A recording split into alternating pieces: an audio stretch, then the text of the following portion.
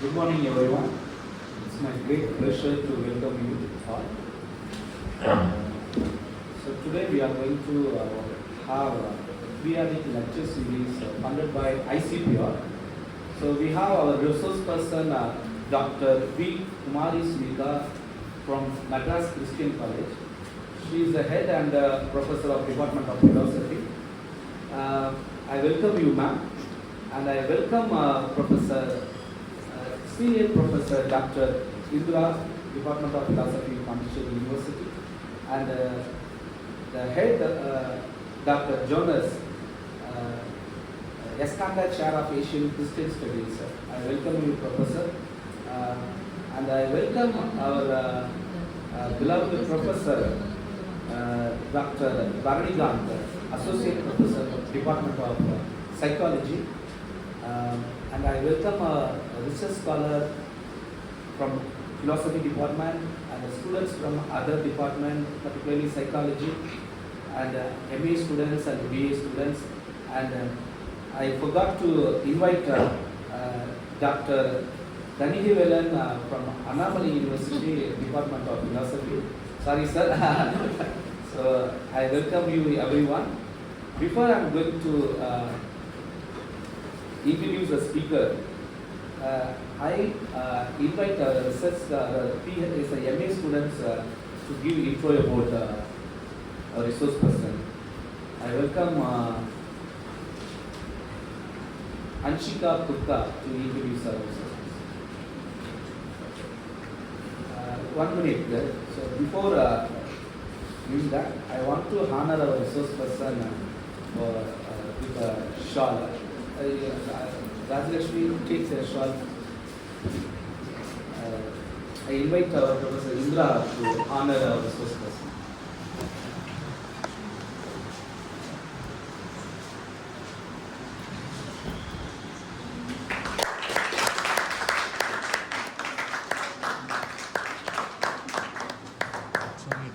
We are very much sentiment to Khadi officer. That's why always we are offering Khadi only, not Khadi. So, ma'am, thank you, ma'am. Anshika, please come on.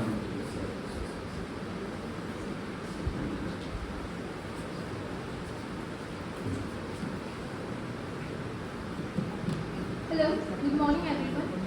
It is my privilege to introduce Dr. Kumari Sunitha, an esteemed scholar and academician in the field of philosophy.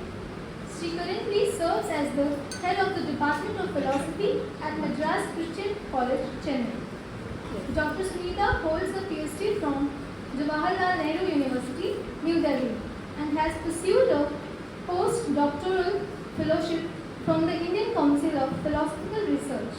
Her academic excellence has been recognized with prestigious fellowships, including the Nehru Fellowship from the Nehru Memorial Fund and the General Fellowship from ICPR. She has made significant contributions to research, serving as a co-legislator for the project Ethical, Legal and Medical Implications of the Celibacy in Tamil Nadu, 2014 to 2016, and leading a project on Time and History in Heidegger's Philosophy, a critique. Dr. Sunitha is an accomplished speaker, having delivered 40 invited lectures in international platforms and presented 30 research papers at conferences worldwide. Her scholarly work includes the authorship of the book Anatomy of Alienation, a critical study of Heidegger and Sartre, along with 14 research papers published in renowned journals. Her academic influence extends beyond India, as she has been invited by the Department of International Programs at Leibniz University, Hanover, Germany, and has engaged in academic exchanges in France and the Netherlands.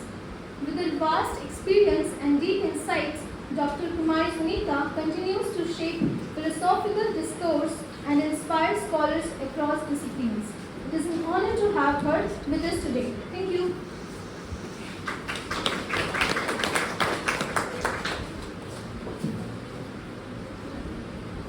Thank you, Anshika.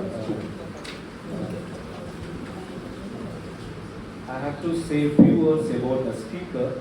The speaker, he did her PhD in Jawaharlal Nehru University in New Delhi, the reputed university. She was referred by one of the eminent professors in India, Dr. Pannisalvam, former head of Department of Philosophy, Madras University. After referring her only, we invited her here. So in this way, now the right moment, I want to thank Professor Pannisalvam as well, referring as a resource person. And in addition to that, particularly, I want to thank here our Professor Barnigan sir, because when we are offering this paper, Research Western Philosophy, most of the students last year, they are particularly choosing this paper because in the first unit it has Edmund Husserl and Sartre. People used to say that, sir, we are choosing or opting this paper because of Edmund Husserl, Phenomenology, and Sartre's again existentialism and particularly the consciousness concept. So they eager to take and want to know many things from philosophical aspect of this consciousness, how it is dealing. So in this aspect, is seeing the notice and encouraging the students to attend. So in that way, I appreciate students as well as the professor also in this time. So thank you, sir, and thank you, students, showing your interest here. So in this context, I eagerly waiting our resource person to enlighten our young minds, giving what the topic Edmund Husserl on phenomenology, how it's the foundation of consciousness and experience. So with these keynotes, I welcome our resource person to enlighten the most. Okay, thank you. Can you use this slide? Sure, ma'am.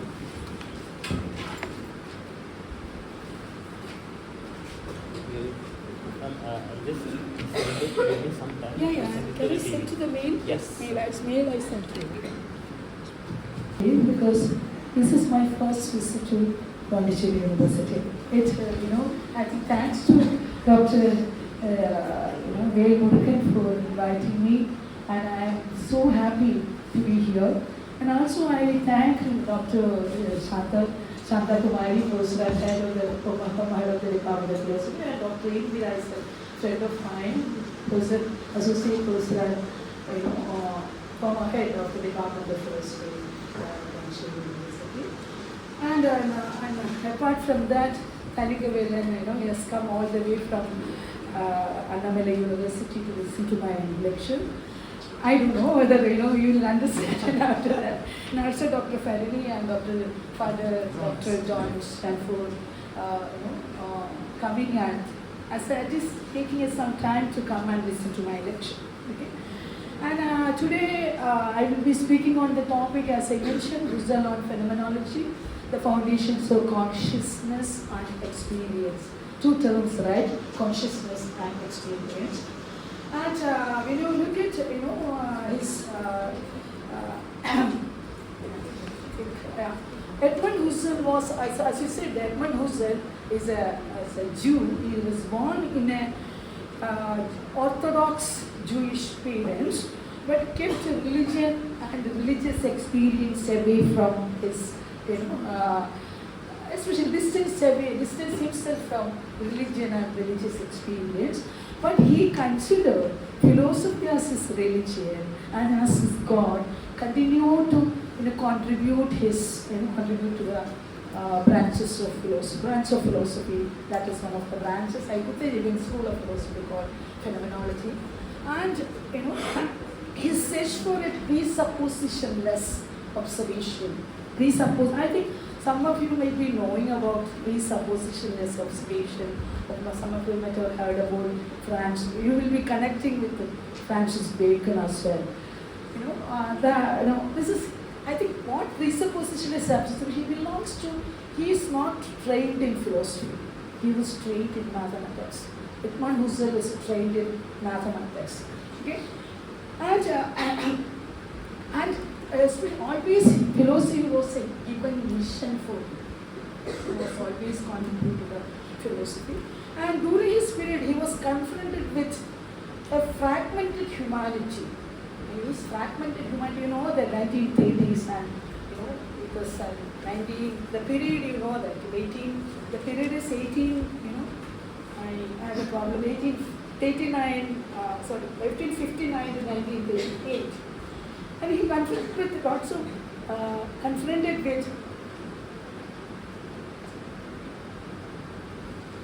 yes, this kind of introduction is not there.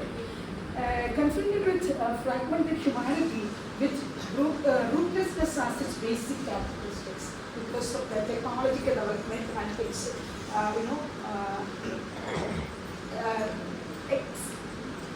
rationality have been played excessive rationality. Excessive rationality have played a major role in, havoc, you can say havoc in human relationship and ethical values as well. With this verse, I am just moving to Husserl, Edmund Husserl, Mr. Epist.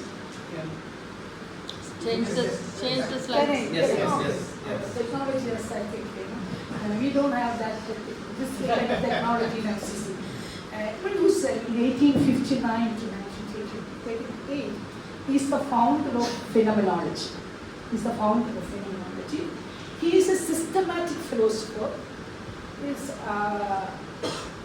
whose philosophy that changed the course of European thought. He entered intellectual science near the turn of 20th century, a time when psychology, logic, mathematics, and physics were taking major leaps. Actually, I don't like slides, today. But always, this is not PowerPoint according to me, it's powerless. Because people only look at the slide. So usually I speak, I also don't use this thing, but some of you may not be from the same area I am talking about. Therefore, I'm sorry. Yes. Okay. Thank you. This is touches a bit problematic as well. Yeah, as I said, he entered the philosophy, he entered the intellectual science, he founded Phenomenology. Then a European mathematicians laying new foundation to mathematics, especially non-Euclidean geometry. And physics were developing new foundations in their domain, especially relativity and quantum mechanics. Simultaneously, psychologists were setting psychology on a scientific foundation like Brendano and Wilhelm Wundt. There are two, you might have heard about there are two Wittgenstein. But I see there are two scholars have mentioned about two Husserl. Not two different Husserl. There are two different approaches they have adopted in his lifetime. That is, a passionate revolutionary philosopher in the continental tradition and the mathematical formalist philosopher in analytic tradition. There is a third Husserl as well. The scholars mentioned about the third Husserl as well. That is, who synthesized synthetic and analytic tradition, the systematic philosophy, who see all things interdependent. That's what he did in these two traditions, especially in the last one. Okay? Then, which one? This one? Oh, sorry. These are his major works, Husserl's major work. That is, one is first one is philosophy of arithmetic. This work is considered as immature work, immature work. And after this, especially he was philosophizing and psychologizing numbers and sets in that work, the philosophy of arithmetic. Please, this is hurry, I made it, this thing, any spelling mistake, any, this thing error you find, please excuse me, otherwise I'll ask you to correct as well, I'll correct it. Second one, that is after intensive theorizing and thorough research, he brought next work, 10 years of rigorous, intensive research work. He brought his second work, this logical investigation. It has 3 volumes. And this work is considered as one of the most important work by people considered, scholars considered as one of the important work. And in his book, he brought phenomenology, intentionality. Mainly intentionality, the term intentionality, he brought in this book. That is the foundation of Husserl's Phenomenology and consciousness also. Third one, ideas toward a pure phenomenology and phenomenological philosophy. A detailed version of transcendental conception of phenomenology, employing his method of bracketing and his refined theory of intentionality. You can see in this third work. Again is a third, he has taken to the mathematics again, sorry. Formal and transcendental logic, that is fourth work. He showed his continued interest in mathematics and logic. Cartesian meditation, the fifth work by Husserl, centered on phenomenology with a Cartesian twist. And last work, The Crisis of the European Science and Transcendental Phenomenology, he addresses 1930s political situation after the political situation. What is the political situation in Europe in 1930s? Anybody? Second World War and another one. I don't consider you as a student. Okay, that's you know that Hitler came to power in Germany in 1933. You know that they are connected with that also. How the Holocaust happened in the killing of Jews. And also what kind of struggle they have undergone in the particular situation in Europe, especially in Germany. You know that. Before the crisis of the European science and transcendental phenomenology addresses the thought from Galileo's inauguration. What is Galileo's inauguration? Inauguration of science, modern science. What is Galileo's contribution to this? I can ask questions, right? Yes. Yeah. Telescope. Telescope. And what is the scientific physics? Heliocentrism. Yes, heliocentrism. Copernican revolution as emerged 15th, early 16th century, then to the 17th century Europe. The emergence of heliocentrism. Sun is the center of the universe has been discovered by Copernicus, but that insights have been publicized by Galileo, and what the then church did to Galileo and all. I'm not talking about it, please refer because I remember 2018 Galileo's letter from prison to church authorities has been published, his own handwritings. And how heliocentrism is there in the Bible, he has argued in the letters. Okay? Then he faced lots of drama in during that time. He was, that tension is always in the heart of all academicians as well. Especially we are the scholars and intellectuals in that particular era. Therefore, the modern science to the thought from the Galileo's inauguration of sciences to the crisis of rationality, Husserl saw in 1930s in Germany. And also he developed the theme of life work in contrast to world of nature in that particular work. And this is about very brief introduction about his work. Why I brought this in your attention, because there is a continuity in his inquiry and investigation. This is not the continuity. One by one he was investigating. It's a continuity. Some people will have different areas with simultaneously. It is not. It's a continuity in this his work. And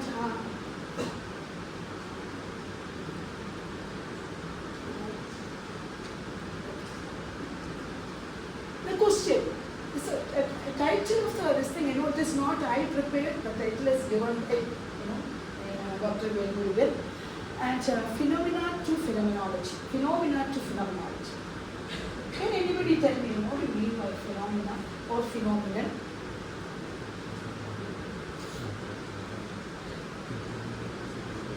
It is not there. I think it is their appearance. That's a philosophical approach.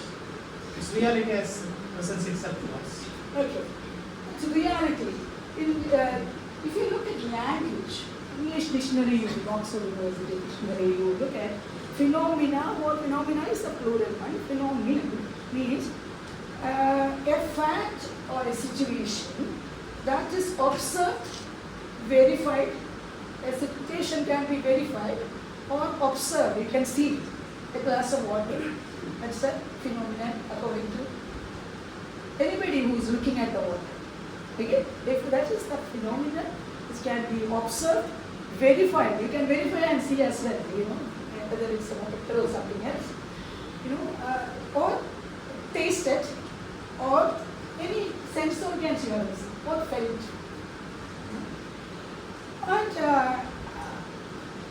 And you also say, oh, he is a remarkable phenomenon. What do you mean by that? He is a remarkable person. Phenomenon also can Someone who stands be out a unique. remarkable. He is a phenomenon. It means that he is, as a remarkable person. He is a remarkable thing. That's the way also you explain phenomenon. Okay? Phenomenon or phenomenon. And philosophically speaking, the word phenomenon derived from the Greek word that is phenomenon. Phenomenon. I can use the word phenomenon, phenomenon, which means appearances. Because which that appears to you, appears in front of you. Therefore, that sense, etymologically, the Greek conditions, that sense, is phenomenology is a science of or study of appearances. Okay, the science of appearances. That which shows you might have studied Plato. Some of the philosophy students might have studied Plato. So then, what is the phenomena according to Plato? Opinion. I'm expecting from students. Isn't it opinion, doxa, that he tells? According to him, ideas are real. Okay, ideas are real. Then, what the phenomena is? What is the phenomena? Idea is real. Forms are real, right? What is phenomena?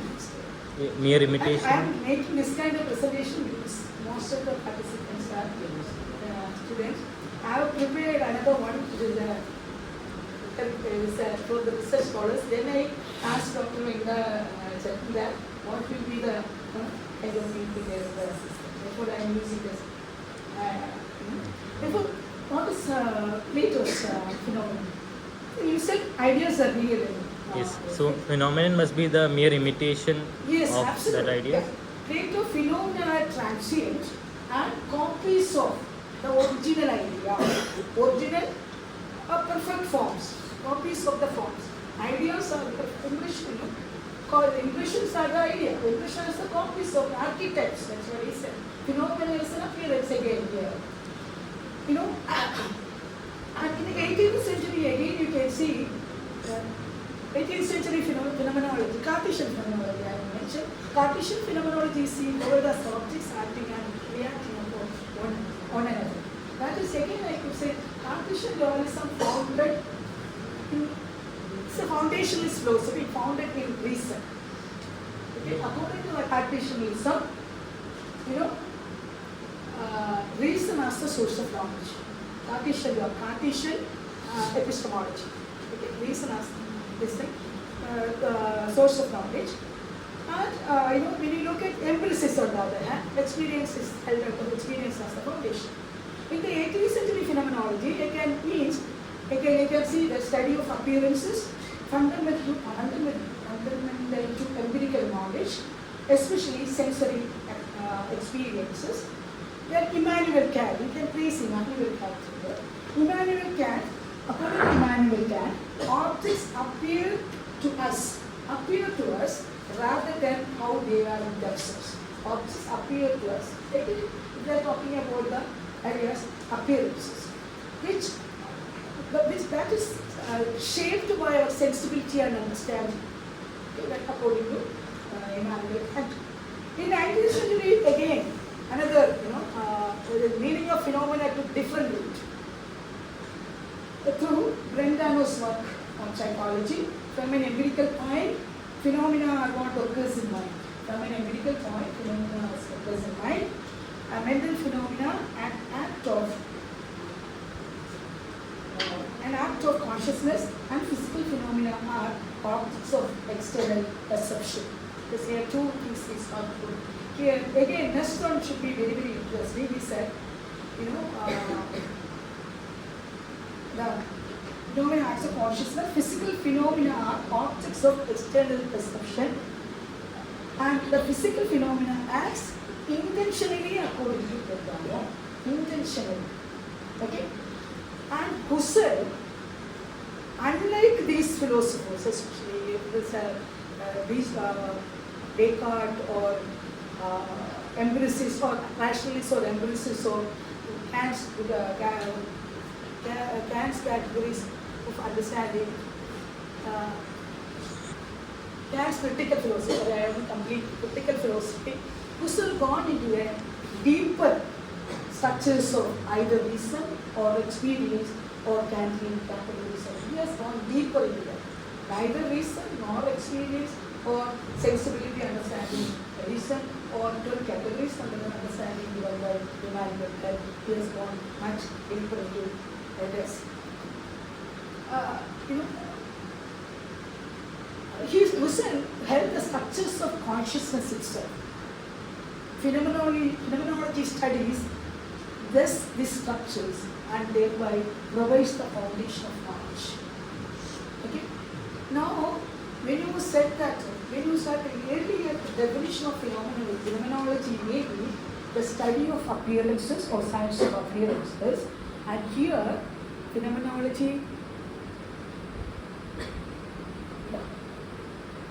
study of structures of consciousness as experienced from the first person perspective.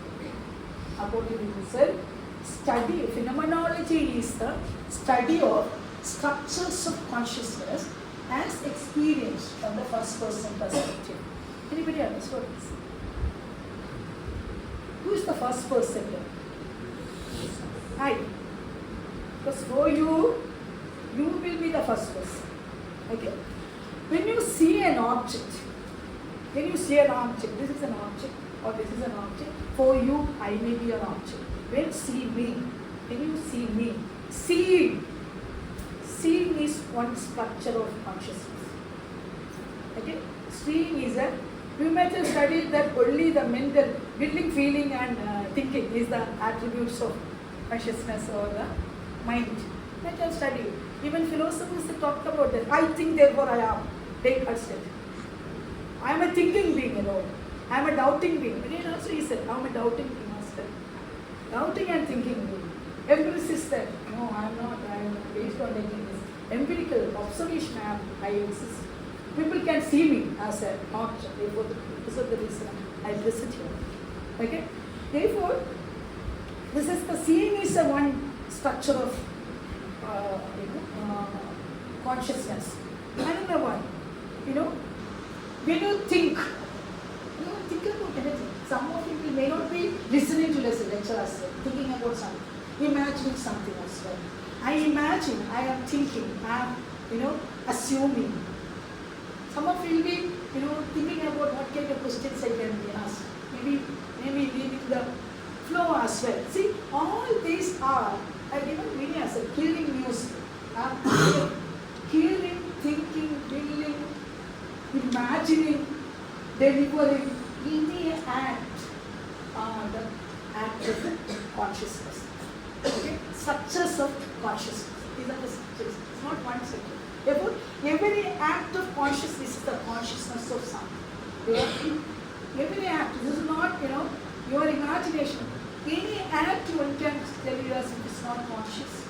Can anybody tell me any act which is not conscious act? Unconscious. This is not conscious, unconscious act. Tell me what is. For example, the person who is not of consciousness, not aware of his own consciousness, they are unconscious being, but still he lives.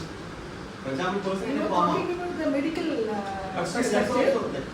Here you put it around consciousness as being aware.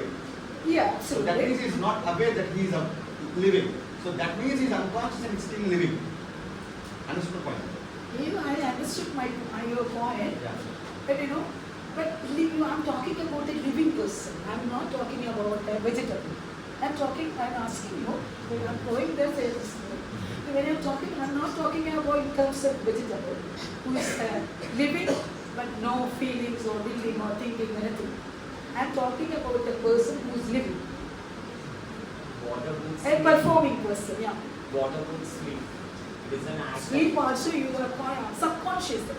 Dream also is something you have subconscious. That will not come to discussion later. But, dream also you are there, right? You are living being. This, philosopher just said anxiety.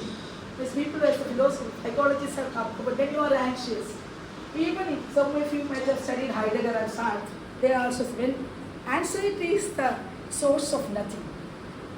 When you are nauseatic, when you are that feeling, you may not be knowing the reason of that nausea. Psychologists, psychiatrists may tell you, but their analysis. This is the psychologists, I don't know, it's the Heidegger and Sartre especially, psychoanalytic theory, they express this feeling of, anxiety and the nausea, your puking sensation. That is, you may not puke as well. The sensation will exist, something, when you see something which is not wanted. If you have nauseatic situation you are in, but you cannot express, actually, but that is no source, that's what they claim that, but that also can open to discussion. Okay? Therefore, he says, phenomenology analyzes not only with the complex structures of consciousness, also interpreting their raw significance in our experiences, and this, discussions what we have Previous previous. Yes. Okay. Okay. All experience is the act of consciousness, I said. The subjective experience, the subject. Subject is awaring, they are aware of it, performing. Performing, you are aware of it. Okay? Every act of consciousness, I already said, the consciousness of something. This property of consciousness is intentionality. Intentionality is the very structure of consciousness.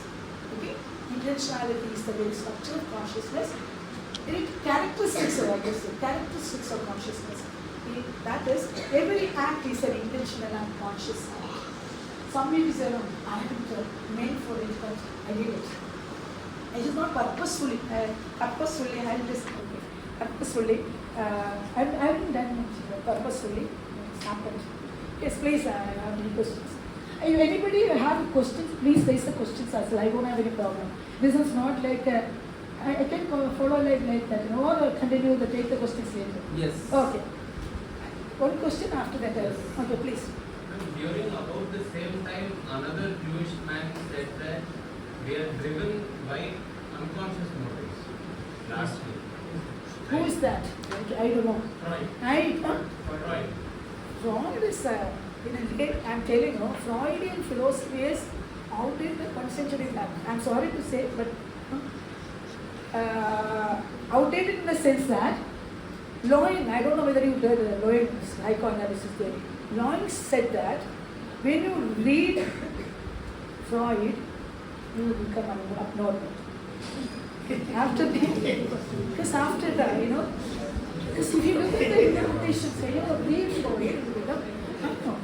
That's what Loin said. I have the book, anybody want to take it. When my PhD days, I have taken it from, I think, British Council in Delhi. Okay? So lots of theories came after that. Philosophy of mind. Lots of theories. Okay? Freud is already, I am not talking about ideas are still there. Even Sartre analyzed, one of the prominent work he has done is Sartre analyzed Freudian psychoanalytic theory.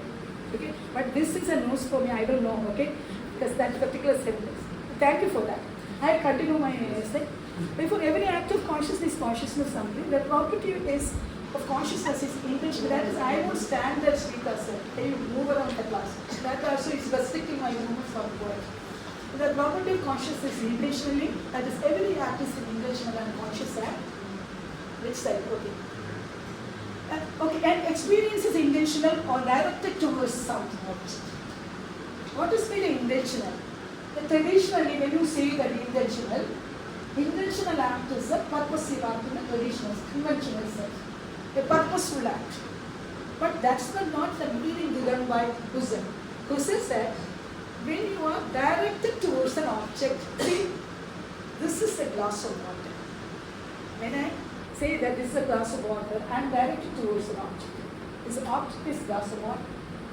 Okay. If this is directed towards an object, I have some blackboard here. Directed towards some object.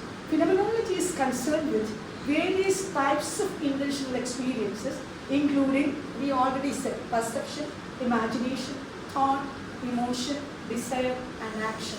Even walking, sleeping, speaking, feeling, everything is common to intentionality. We are conscious about it. Okay? These characteristics of experiences are the phenomenological descriptions in Husserl's philosophy. Therefore, phenomenology analyzes not only with complex structures of consciousness, but also interpreting the role and the significance of experience. Conscious experience has a unique future. We experience, we already said, experience them with conscious while living through, we performing it.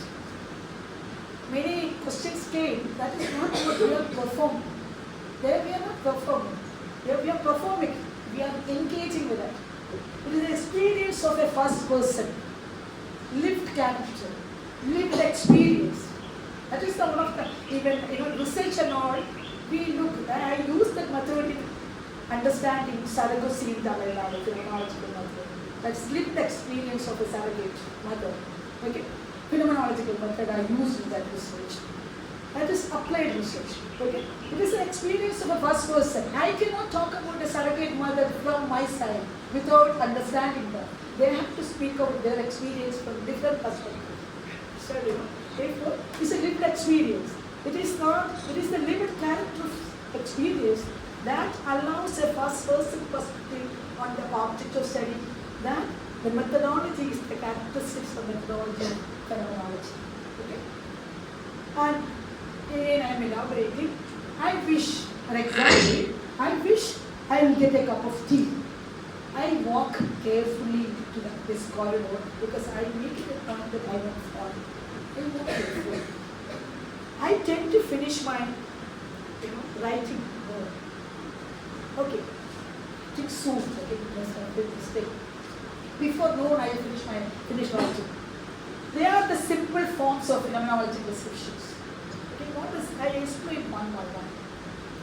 The subject term I wish I have a cup of tea. That's the sentence I say in phenomenological description. But the subject term I indicates the first person structure of experience. The intentionality proceeds from the subject.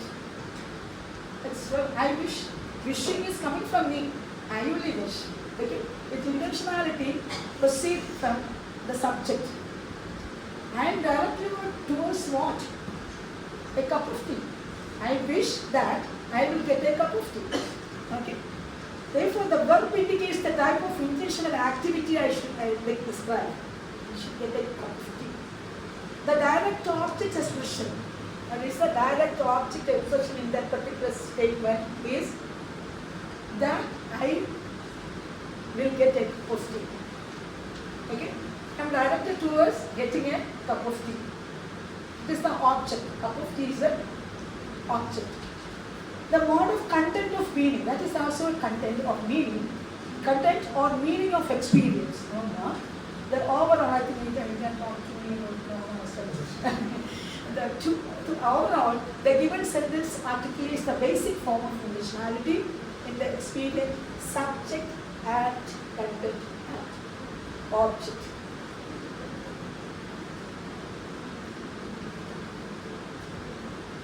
Therefore, this is an answer.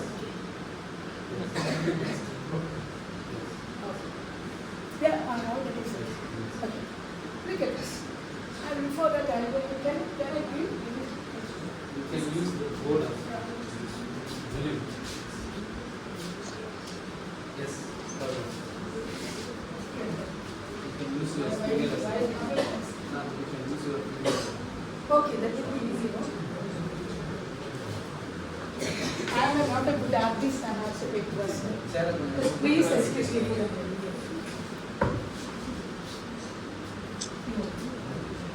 Can anybody do that? I know they want Yeah, Jelly. person, a cartoon like actor who's batting. And I think I'll use this, and that picture can be there as well. Yes. Say that.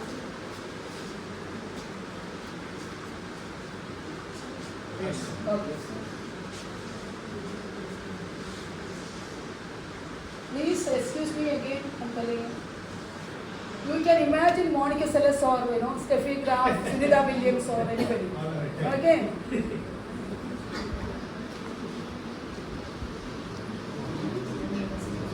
Oh, good in that.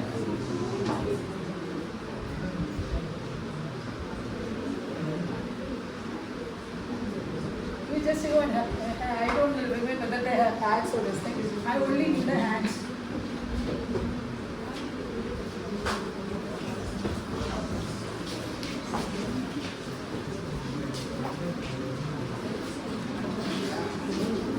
Okay?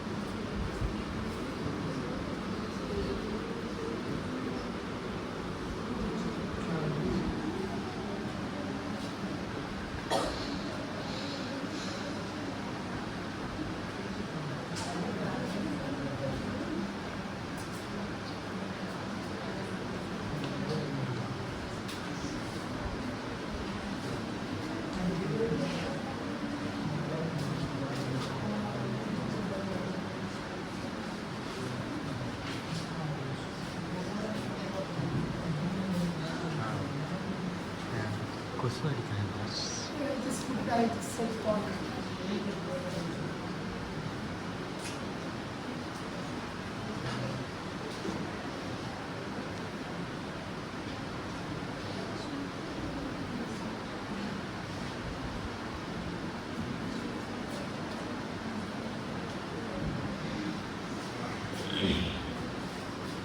You have got the thing, somebody's, can you imagine somebody's doing this.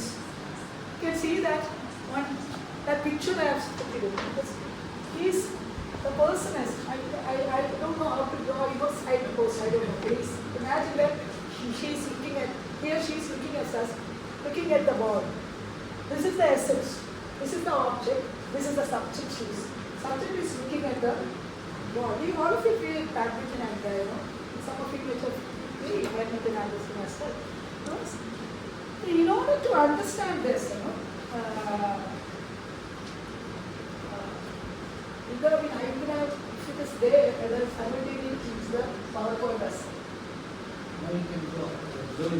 to understand, now you see that this is the time you have to know, content, act, now you know that, So see, this now you can imagine, here comes the background knowledge, this is the subject, the object is not the person who is standing there, spinning ball is an object. And the act he is hitting, he's going to hit the ball. That is the act he is performing. Okay? Act. Content is, what is content? Content is the tennis ball is the content. There only I put the tennis ball is the content. Therefore,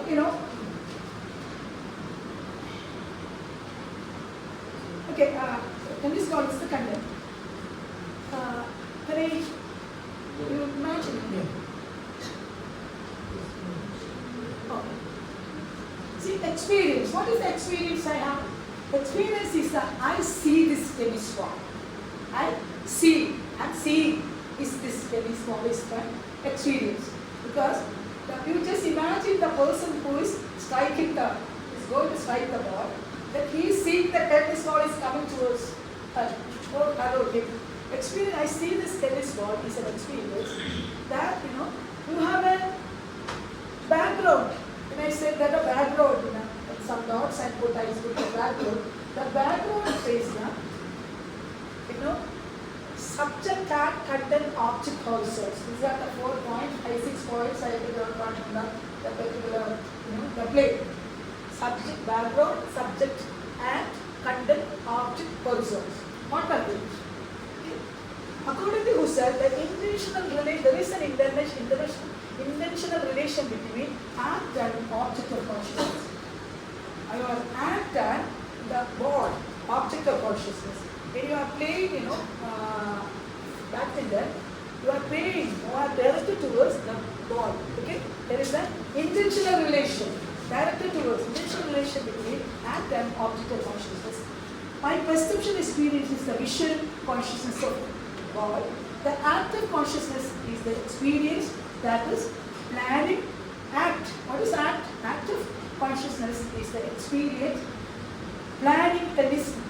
Planning tennis, whether it should have in a natural surroundings or it should have in a cultural surrounding. We have played cultural surroundings as well. And objective experience outdoor and indoor.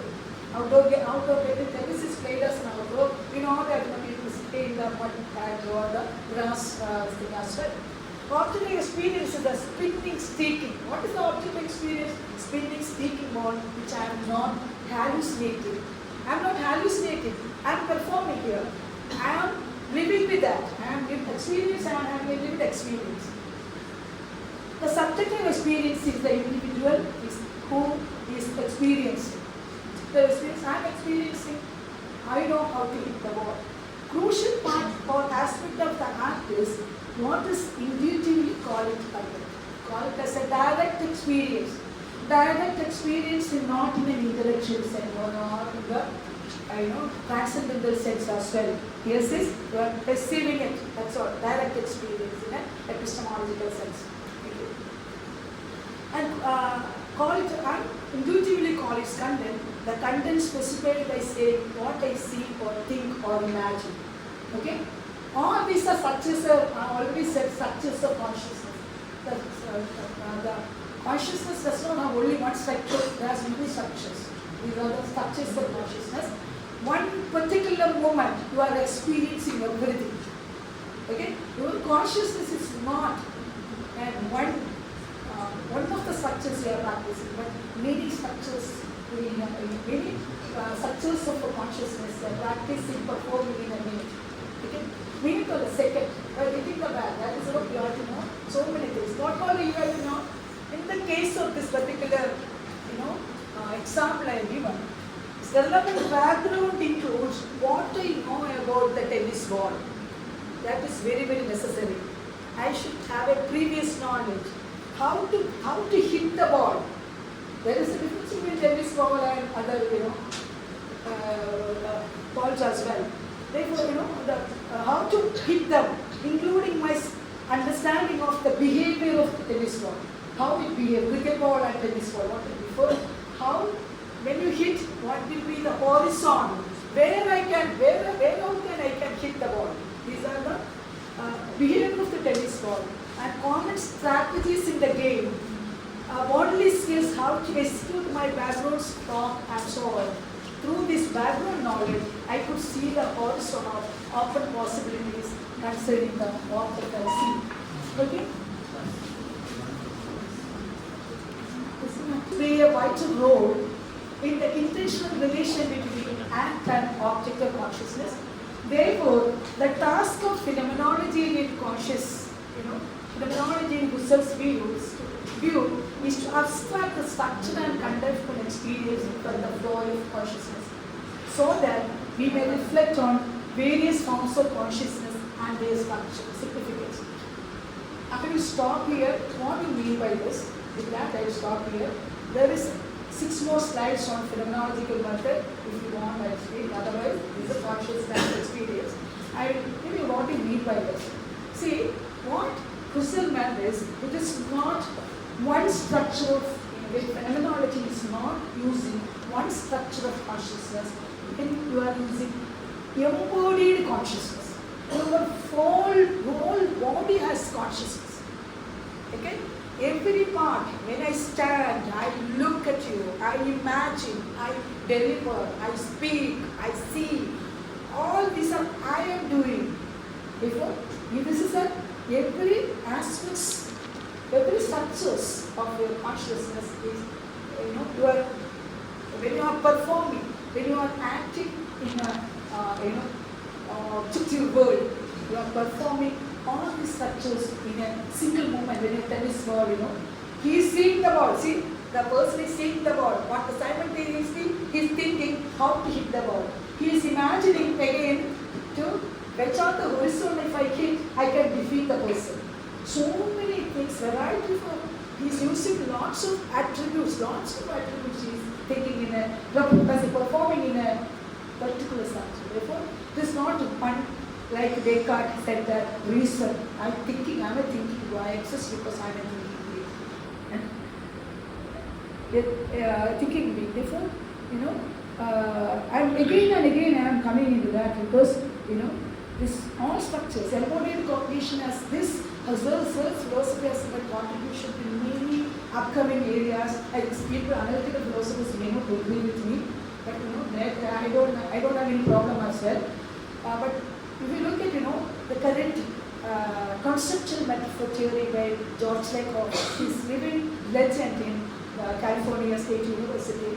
He is, he's talking about conceptual metaphor, that is embodied cognition. Because his area is embodied cognition. Body talk, that's right. It's not mind talk. We always think that our mind is our body talk, embodied talk. Every action. Another, I can translate this in example. The example I finish. Somebody might have studied in a Montessori education, or Montessori or alternate education. Somebody might have studied in Krishnamurti Foundation. My kids are studying in their school place at Krishnamurti Foundation. They don't have, the examination. They don't have pre-night standing. This is not one part of their brain they activate.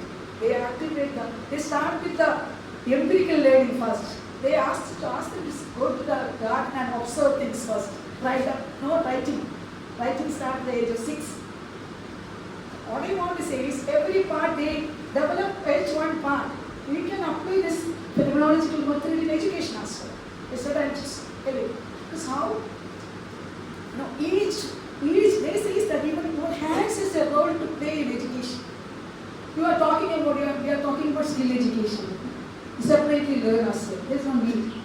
When you study, when you apply that in your education system, you don't need to separately study skills. Skill is a part of your curriculum. Again, with one more example, I was telling you, MCC when you start, our department is one of the oldest department in India, second oldest department in India. It is started in 1873. 1873, 150 years last year, we celebrated sesquicentennial celebrations last year, continuing now. Then, that is 150th year celebration. See, when you look at the syllabus which was even there in the curriculum, I studied almost 100 years syllabus. When you look at the skills was part of the curriculum. Your dance performing actually was part of the curriculum. I think, the Krishnamurti Foundation School, I said, my son had a cookery workshop for 3 months. That is the one course, cookery. He cooks very well. And when he was 10 years old, okay, then carpentry workshop. This is a part of this. We are only loading them with only the brain, by heart omit and write examination. That's what we are doing.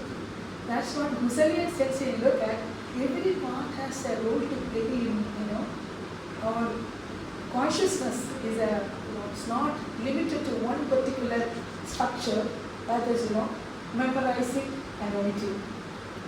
Or we have different structures as when you translate that into education system.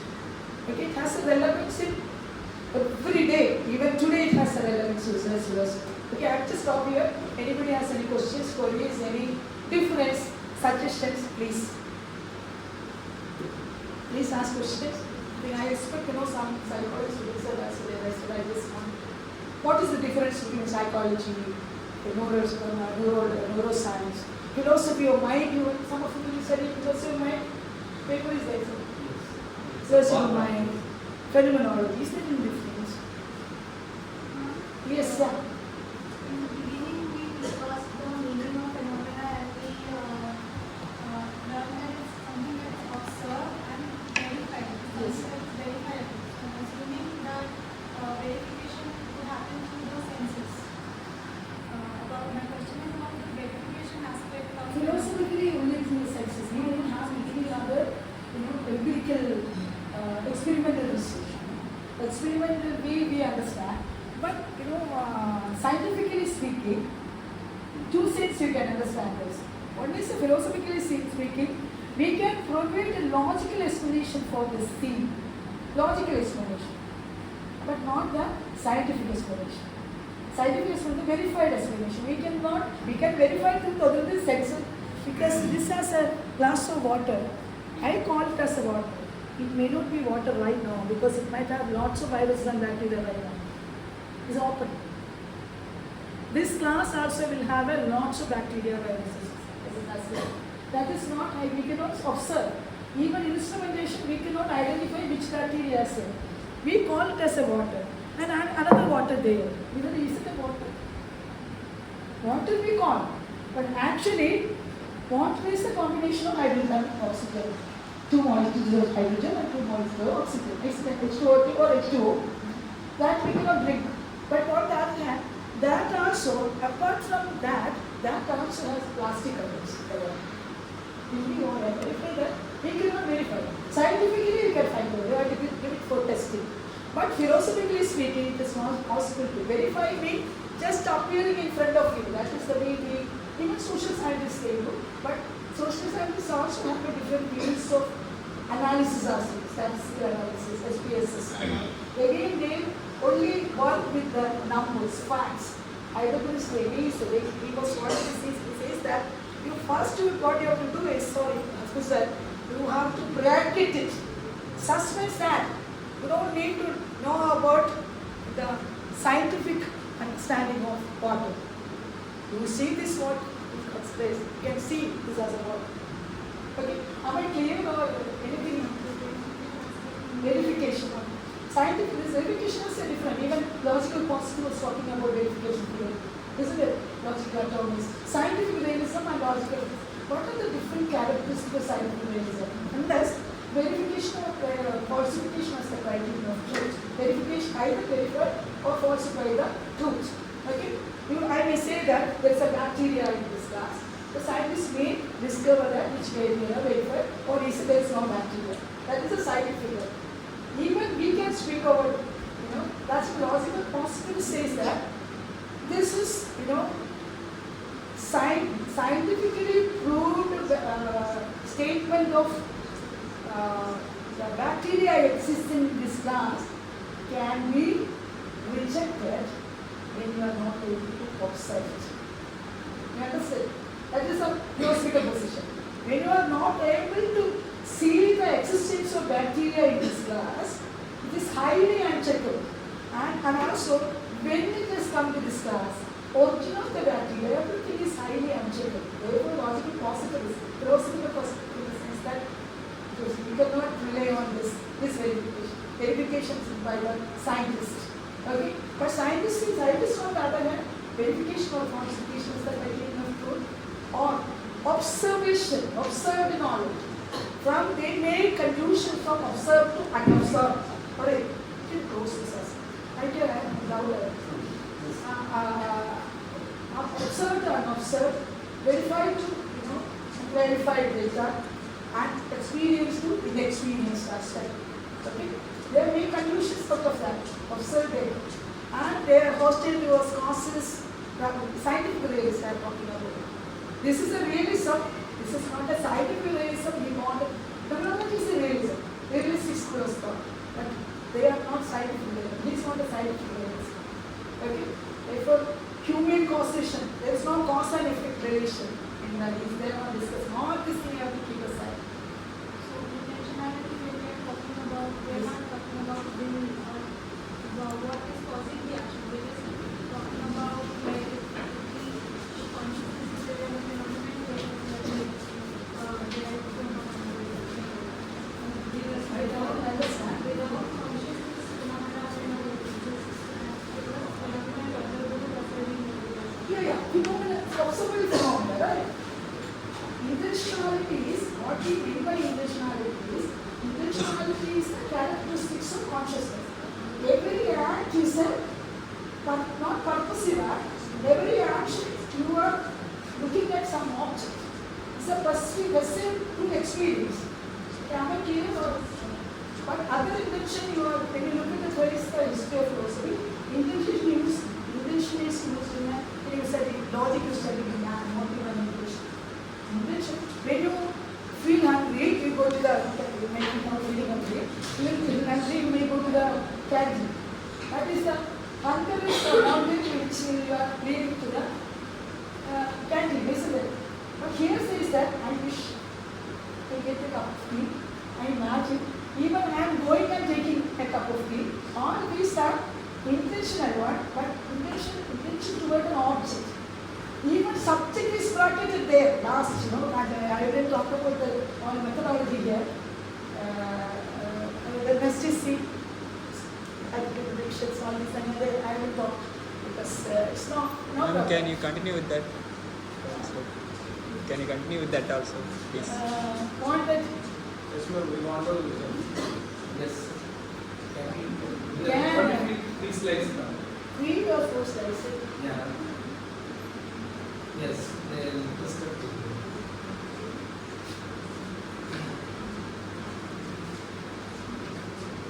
back actually. Jolie, then. Please, I'm not very. I'm not smart Yes, enough to. yes, I think I'm not smart enough to use this smart board. yeah, you can close the door.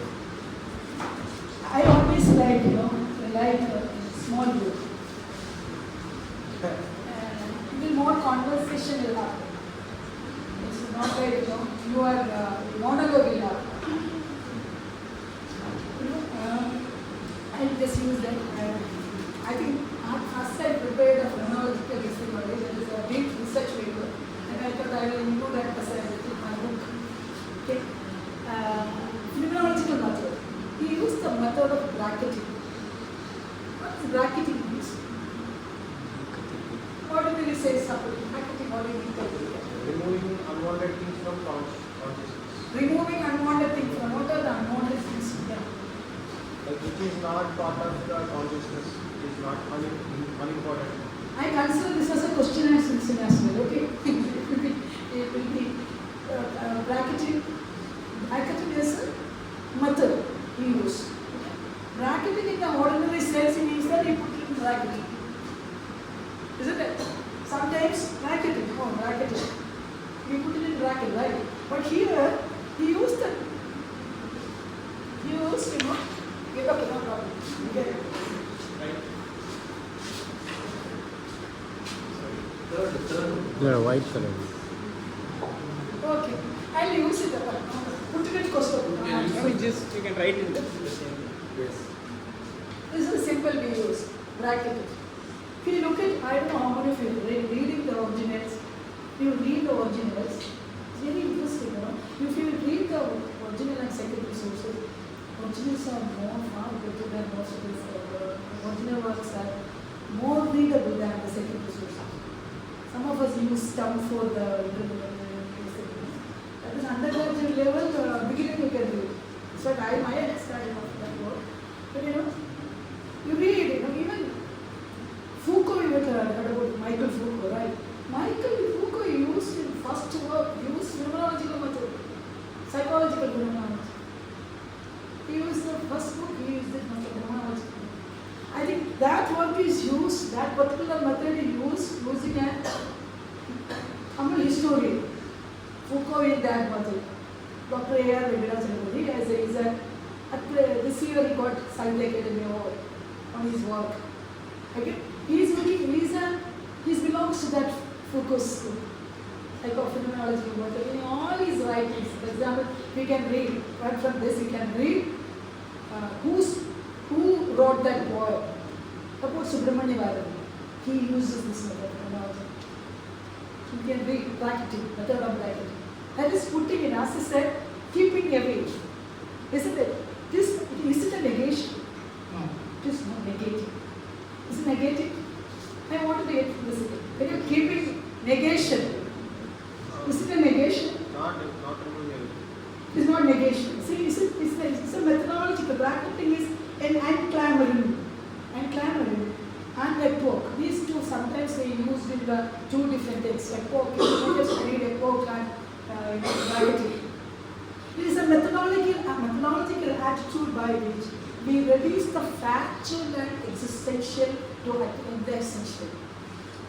What is factual and existential approach? Reduce the factual and existential. That is really we're talking about later. This is the introduction. Okay? Factual means, as I said, that which appears to you when you ask the question, verification theory, scientific laws, factual knowledge. You say, what is science? It is about science. Science means the facts. So descriptive science. It shows what as this. This is what the definition is. He is keeping that aside. He is not negating, keeping, abstaining. A suspension does not mean that, negation or alienation.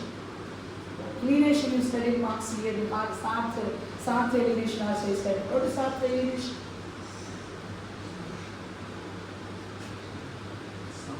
Sartre alienation.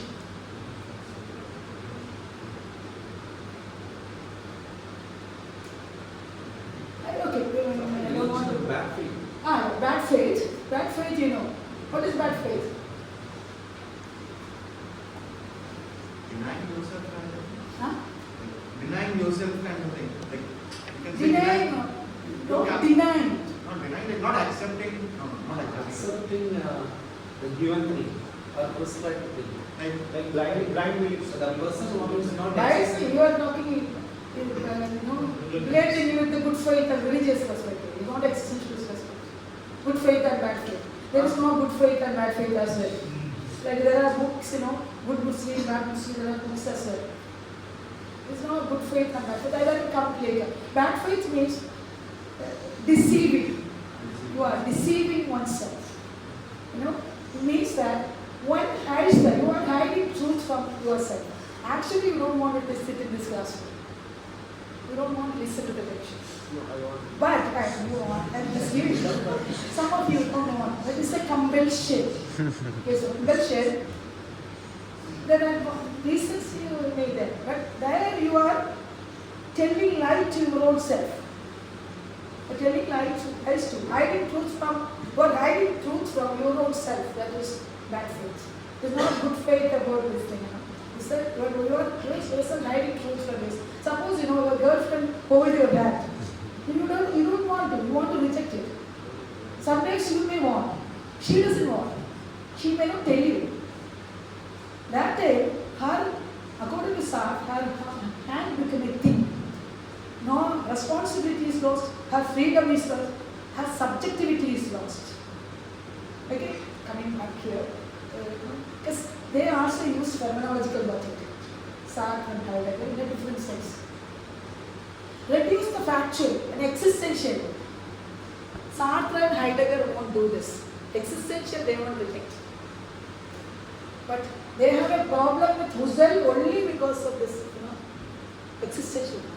Existential and transcendental thought. You cannot reject existential philosophy, you cannot reject the concrete into existence of the Okay, that will come into that again, that is a little complicated. We have to explain that. Epoch means bracket out, to suspend, to invalidate. Okay? Even later also it will, I am not even, if it is the research scholars or the civilian, I have gone to the original sources. I am not going, that's the way I prepare, not going. Epoch means bracket or suspend to invalidate, or go deeper into essence. Previous stages are bracketed out or suspended. I will tell you that some previous stages are coming out with that. This is the introduction. Previous stages of one particular instrument or event have been bracketed or suspended. Yes, because in the case of you as you have a religious perspective about something. You will have a cultural perspective of something. You have existing knowledge in the particular field you are going to work. That is bracketed. They put in bracket means that phenomenologists are not talking about others' opinion. We have our own perspective. We have the subjective perspective. I have my own. This is a, this after research you have to get the new knowledge. No knowledge is possible. Otherwise, you will be, putting same liquid in the different liquid in the same bottle, or the same bottle. Okay, it's not in use. Sorry, other way around. That's what's happening, isn't it? You research, you do the research things, the same thing will be repeated again. Some other time will be. Terminologies might have used this thing. It is a fresh perspective. Epoch after bracket out the objectified world of sciences with all its ambiguities enable us to see the objects that they are. I think I talked about the Francis Bacon. Okay? See, look at imagine about the Francis Bacon. You have ideas of. He is also a mathematician. He is, as I said, he wanted a presupposition-less observation. Presupposition-less. We have presuppositions. We believe that we are created by God. You keep it aside. You analyze this matter now. Again, we believe that I believe in evolution theory of evolution. You prove it. We are able to prove it. Human beings as produced by Big Bang theory. So scientific truth I am talking about. All this will keep aside. Bracketed means again I am not negating, it's there. But who suspended and abstention. You know that some position comes, people will keep quiet. Some people will vote for and against. Some people will no, nothing. I don't want to speak about the factual. You know that this is an abstention. This is the you are performing that abstention to the worldly sciences. Presuppose that presupposition. Okay. Understanding of reality starting from this is presupposition-less observation. This is called level mistake. Okay. Supposition-less observation is the understanding of understanding of reality is the starting point of philosophical thinking. Okay.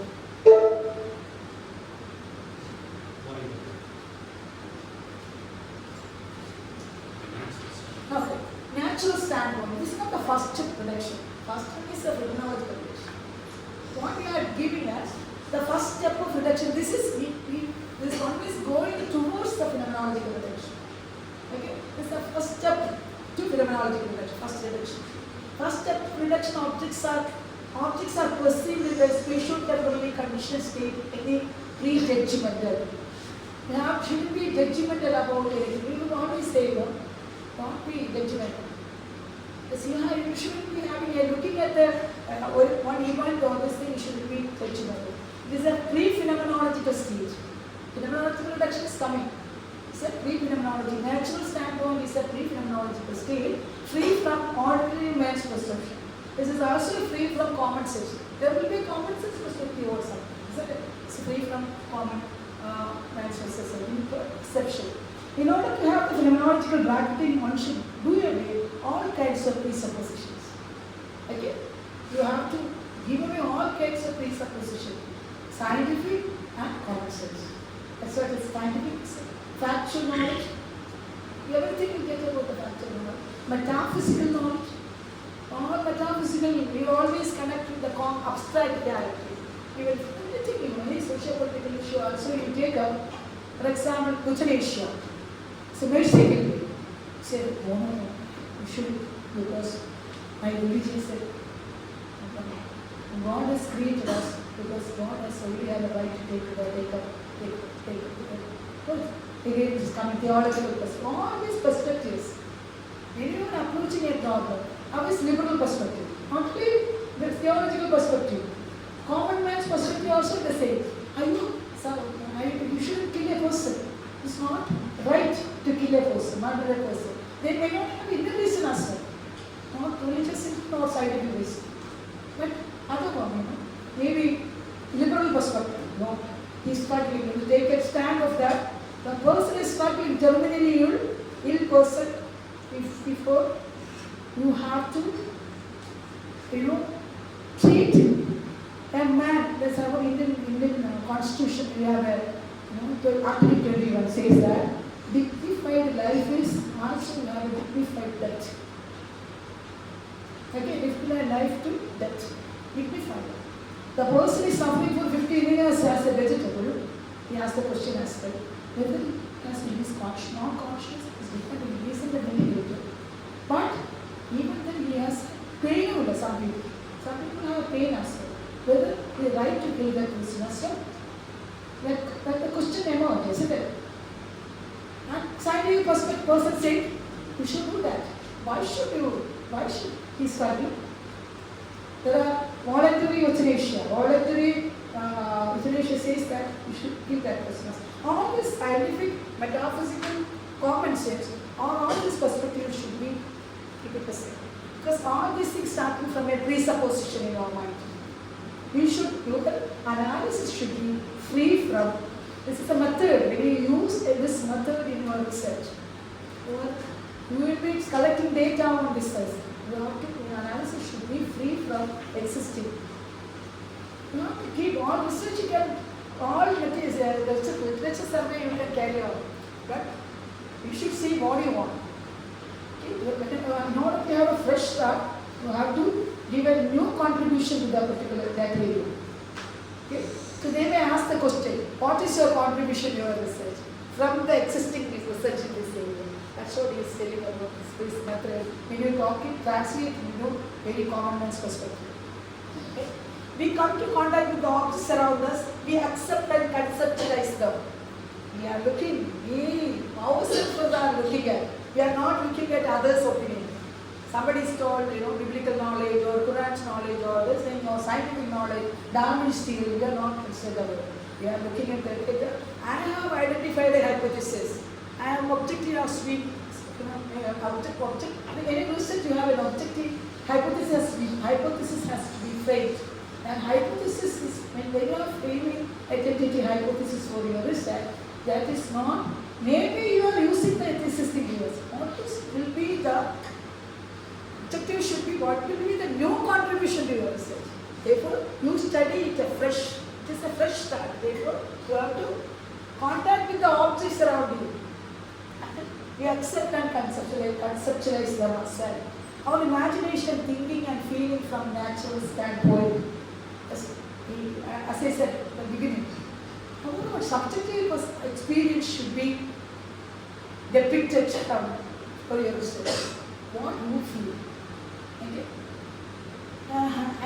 Later I will give you with some example I carried out that you may understand. So, our consciousness is involved in object-oriented consciousness, but disassociating from the fact world. We are doing the research.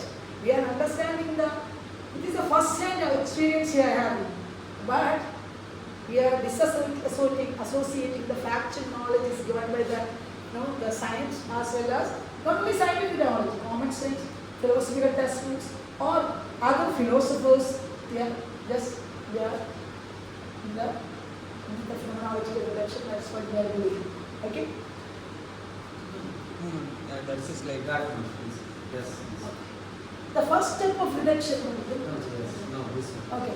This association prepares down for phenomenological attitude. You are not associating, and everything is keeping aside. Therefore, that is a fresh start now. That is, you are prepared. That's the standpoint. You are preparing for your research. Preparation for your research. Okay. Now, this association prepares down for phenomenological attitude. Husserl's attempt to go beyond the natural standpoint made him coin the slogan, facts world is returned to object. That I used in the German word I forgot. some sadness, thus is some sadness, and get in touch with experiences which are most primordial one. What is the primordial one is your own experience, not the others' experiences. Okay? In phenomenology introduction, the fact world is suspended. Natural world, you are preparing for the natural world, facts world. The knowledge given word already there, existing word. Phenomenologists are not concerned about others' opinion. Very blandly you put it. Okay? Others' opinion. Therefore, you have to ask for the new world. But you are with a view to going beyond the this reduction. That going beyond here means not only using the mind alone. As I said again, all other structures of consciousness you are using for research. When you take up a research, it has to be looked at from different perspectives, different parameters of life. Generally, you can probably there no meaning to it. This reduction aims to open in the realm of common sense, recognizing the world of experience, phenomena, phenomena, disregarding the subjective objective bipolarity. If you look at the, I'll explain this, it doesn't make any sense. Because you have history of philosophy when you look at, you see that, from the beginning, people starting about subject-object duality, bipolarity, subject-object. Here is not talking about subject-object. He said that embodied consciousness. Whole body has a consciousness. It's not where brain has attribute of thought or the mind has an attribute of thought, body has an attribute of extension. Here he is talking whole body is conscious. Whole body is conscious. Whole body can experience. And all experience act you perform is a conscious act. Okay? Therefore, that's the subject object polarity only, bipolarity only.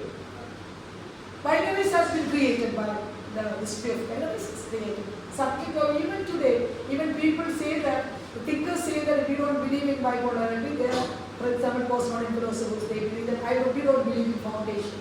That itself is their foundation. Okay? Foundationalist philosophy is their foundation. They also created a bipolarity in research. Husserl did not doubt reality, bracketed or abstain from any judgment with view of further investigation. Okay? It is not negated, as I said earlier, it is not negation. Reduction does not mean that negation. It is abstention or abstaining, okay, or suspending. The subject I came to contact with the factual object and experiences. Objects are presented to the perceiving eye without any preconditions, qualifications, and biases. When you approach a problem, we shouldn't be looking at through any biases. When what is the origin of human being? You shouldn't have any biases. There are three different definitions on the existence of human, or creation theory or evolution theory. Okay.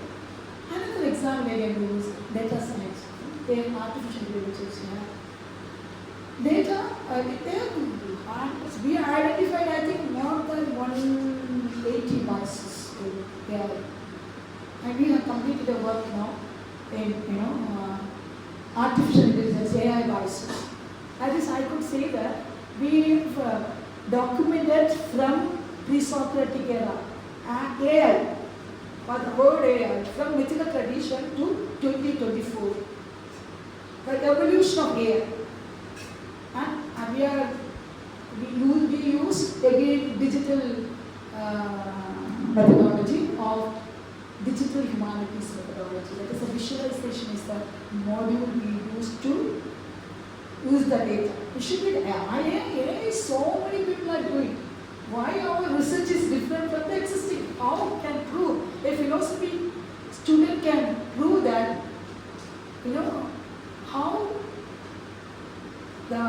how we differ from a computer science academician. Because we are philosophizing AI. Philosophizing AI. Therefore, it is not, when you say about origin of artificial intelligence, you take it with the help of Husserl or many other philosophers who contributed. That means that even the computer science department can do that. But what is the difference you are making? That is what you are saying. All preconceived notions, you have to keep it aside. You have to give a fresh start to the fresh start. When you carry out methodology means it can be applied methodology that I am talking about. Using phenomenological method to apply in a social, historical or any political situation as already came up. Okay? Therefore, you have to contact, the subject came into contact with the fact world. Thus, object and experiences, they are also experiences. Okay? Objects are presented in the perceiving eye. That is very important. Perceiving eye, I am perceiving it without any preconditions or qualifications or biases. These biases is lots of biases here we have. Heuristic bias, conceptual bias, societal bias you have, contextual bias you have, algorithmic bias you have when you come to data sets. Okay?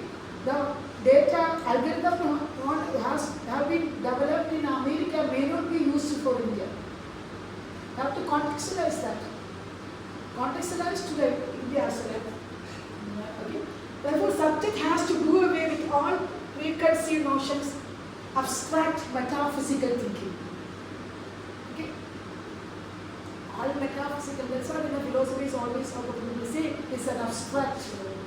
Not really. When I have taken philosophy as my major in undergraduate course, well, my family members has been irritated me. He said that what are you going to study in philosophy? No, definitely. But I was bracketed. Because they say that, why do you want to study in a class, philosophy in a classroom? You can read Ramayana and Mahabharata after otherwise you can study that. That is the understanding we have, common sense perspective about philosophy. Okay? Even you talk to an educated person, that is the response you get. When I talk about social theory of relativity, applying dialectics, Marxian philosophy, people say, what is the word? Why do you want to talk about, why do you want to get into my domain of physics if you are not, for example, one book by Husserl. Husserl is a Nobel Prize winner in chemistry. He has written a book called Intellectual Imposters. Please read that book if you want to. Intellectual Imposters. That was criticizing philosophers, philosophers of science or their intervention, engagement in philosophy. The book is about criticizing philosophers. Why? Philosophy of science is different from criticizing philosophy of science. Please read that book. You can also, after reading philosophy of science, the opposition to philosophy of science, opposition in the sense that they say the scientific realism is the factual world is the real world. Factual real. Factual. Back and front I have a big problem. Okay. Factual world and the real world. Therefore I am just going back to okay. Subject has to do it with all preconceived notions, abstract metaphysical thinking as well. Additive reduction. Before they are here, people somehow it has misunderstood as a rejecting the I completely. Here, not completely rejecting the I. This is a psychic experiences as a perspective. Psychic experiences, behavior, mind's experiences as a mind's experiences as a suspended. Experiences of the mind is suspended. Okay? Or behavioral psychology and all that. Okay? The study of mind and behaviors. Very conventional direction. Okay? Therefore, essence could be two kinds according to what, as I said, when I go back again, I am looking for I am directed towards an object. Suppose I do some research, my aim before doing the research, I frame a problem. What is the statement of purpose? You may like to ask the synopsis. Their objective has to have, first thing is the objective. What is your research? As the title. Why you are going to do? What is the objective of this research? Okay? Your objective should be the essence you are getting from that research. Essence you are getting from this. The object you are Husserl perspective you are talking about. object you are getting from the person. I wish I will get a cup of tea, I said. There, that particular the phenomenological description, the cup of tea is my wisdom. In the research when it comes, you are anticipating a fresh result for the particular research you are going to carry out. Okay? Therefore, essence could be two kinds, immanent and transcendent. Immanent is the consciousness of the experiencer and the transcendent is the objects outside. In identity reduction, transcendent essence is completely eliminated. That's what I said. Transcendent essence is completely eliminated. Switch over to immanent essence. This is made through empirical intuition. Empirically, direct experience. Transcendent, but other one it even directly, what which is happening in your mind. Okay? Transcendental again means that is a rejected transcendental reduction. Yes, transcendent essence is eliminated. We are, but you are doing it with the empirical evidence. Am I clear? Okay? Transcendental reduction has reached. It's over, I think I finished it. I think I thought I can only speak for 1 month. I think somehow I could manage to explain. Transcendental reduction, it is transcendental because it reveals ego which gives meaning and existence to everything. The fact world is transformed to phenomenal, hence it is phenomenological. The transcendental reduction, whatever non-essential is possible. When you do that, the I am is the only essence. Essence is the consciousness. Here. The consciousness of the object of consciousness. This is not conscious subject. He is rejecting this as well. Now, bracketed everything.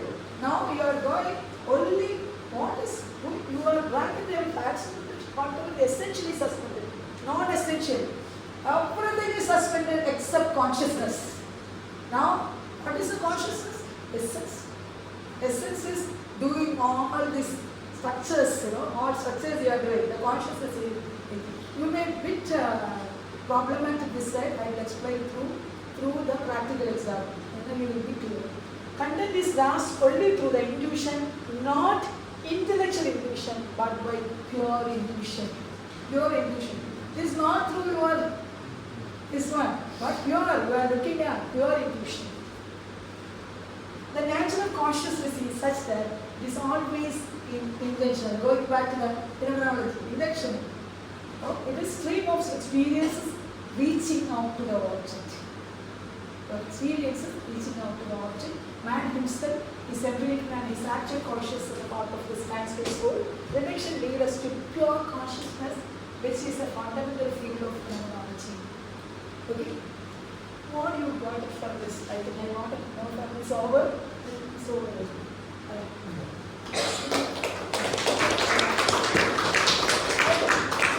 I'll explain through a small example, this reduction. Suppose you are, do anybody PhD student here? Some people, yeah. PhD? Yeah, he's a PhD. What you are doing? Raymond? No, Raymond. In what area? I'm going on surveillance capitalism. Political philosophy. You can say economic. Economic political philosophy. Surveillance capitalism. Which are the thinkers, methodology are using?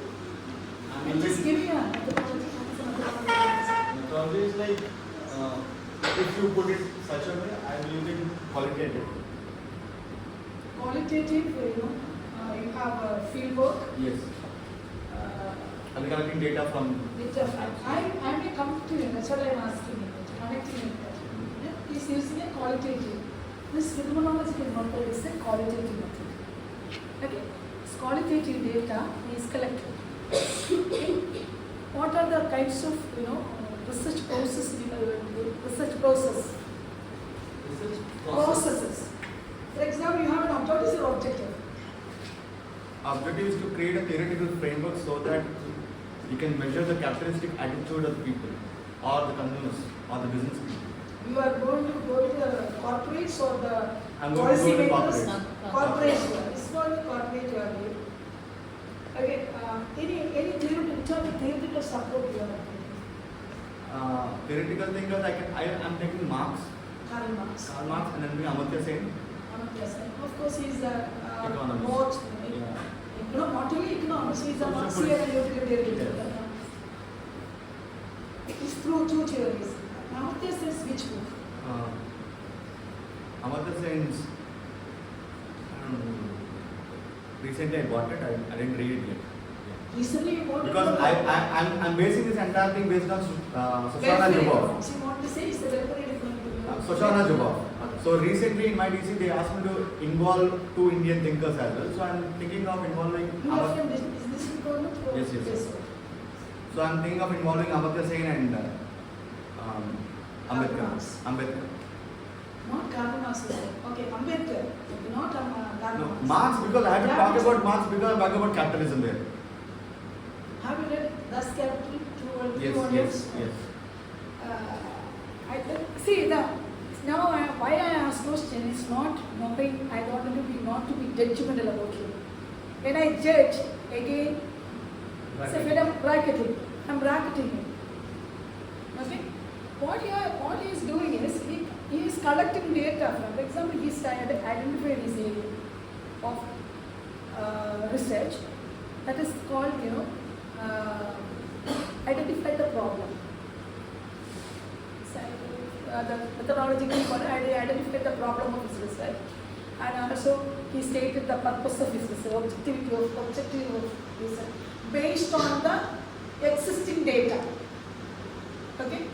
Your objective, you believe that it will be achieved. Yeah. Yes. Obviously. Okay, that will be the outcome of the research. Okay. But meanwhile, he will be carrying on.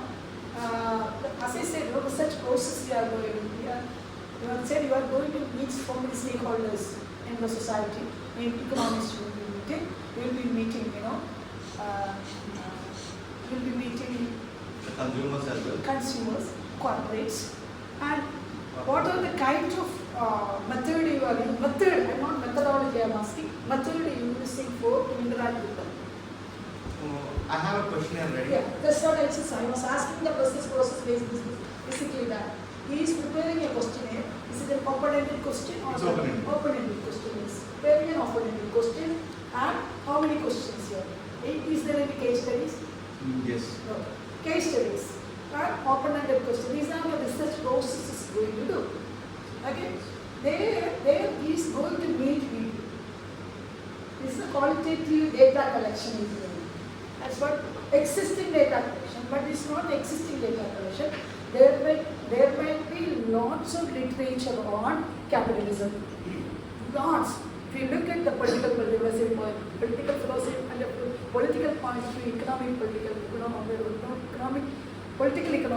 of view as well, even consumer corporate point of view, there are lots of number of books. He is there. But what he is doing is, he is preparing a questionnaire of his own. Understand? It is not, he is relying on them. You are putting all this, but according to Husserl, all these are there. Existing research. And I am not concerned about that. Bracket it. You understand?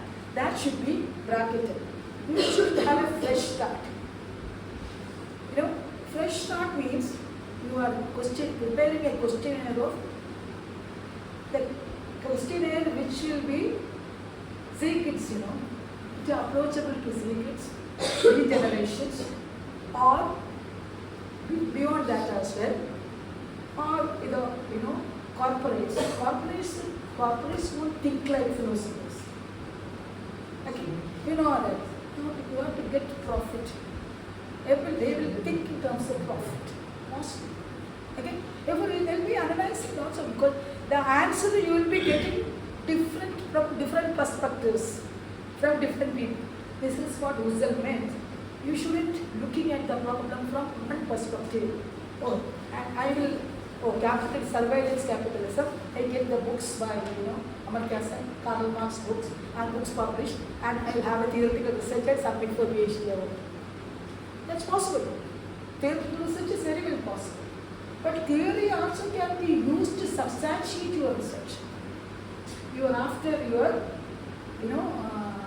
questionnaire. You will be having pattern. You will analyze. I don't know which method he is using for this analysis, quantitative analysis. I'm using like something like I'm Not maybe with the initial stage. There was a statistical analysis. You have. No, I'm not. A statistical I'm not going analysis. to statistical analysis. Static SPSS is there. Statistical analysis if you want to do. Again, you have seven-step phenomenological approach. You can very well do that. 7-step phenomenological approach. No, I have a problem with phenomenological approach.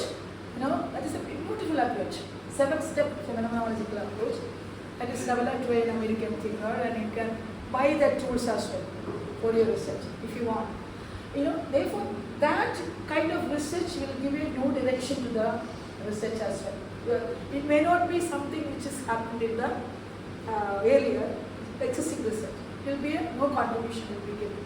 Okay, that is, you are looking at the data from different perspectives. If you again translate it into a macro level, not the micro level, macro level, which is the contextualizing is research. Contextualizing is each context has a different, result you will get. You will consolidate the data and you will come with a framework. That's what he said. A framework will come out with. That framework will be, forwarded to the policymakers or corporates. What he said. That is the output of his research. It will be the output of his research. Okay. Therefore, here the different perspectives. Embodied perspective is the have to give importance. It's not only looking at the research or some research only take in empirical data. They analyze some, for example, economics department and all. Only they provide qualitative research and they will provide the data, statistics, outcome. It's over. For example, accelerating women. I have listened to one lecture recently. Accelerating human labor force in India diminishing. Why? Why it is diminishing? Women labor force in India is diminishing. Why? Economics department. I chaired the session. Okay. He also looked at through the lens of Kumari Sunitha and Karl Marx as well. He said, I can't remember here. He's the Pondicherry University. He was a. You can ask questions from the students. Yeah. That's I just leave it there. I think example. Okay, please ask But questions. sitting, I think. Yeah. No problem. Any questions you have, I can answer if I know. Thank you so That much. is the. I am not an encyclopedia. Please ask any questions which is.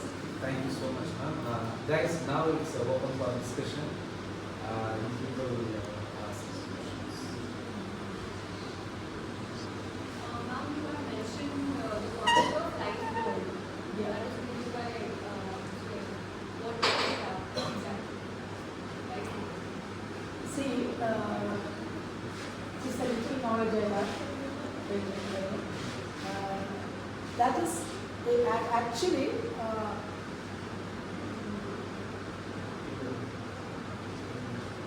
World of nature, which has defined by the scientists, and the world of nature. World of nature, which is the term which was developed in the particular era because of the emergence of the new science. Actual world, we practice actual world, right? That also this connected. There is a crisis of rationality also is there in the particular era because of various reasons, political reasons, economic reasons, political crisis, economic crisis. And I'm not very sure whether I'm answering your question. If it is not, please correct me as well. You have freedom to correct me as well. Okay. I'm just tracing the history. Therefore, that particular era, Husserl was in the era that was dominated by a particular political ideology which was prevalent in the particular world. Okay? And individuality, human values. We have a lived experience, talking about the lived experience. Once you lived in the particular set of sensory, you can experience that particular life there. as I said that during the Nazi era, National Socialist era in Germany, 1930s, the kind of condition of human relationship, if I am wrong, please correct me. No, you're not answering the question, that's what I think. Life world, I am coming into that. World you are living, life is miserable. Okay. The country, as I said, the political crisis. If I am not answering, I think please excuse me for that. If you are not able to understand my essay, because the political circumstances that is made me to write the last book, Rigorous and the last about by you. That is the science. What is rigorous science? Okay. Phenomenology as a rigorous Phenomenology, rigorous science. There he explained the life, the concept called life force. Okay.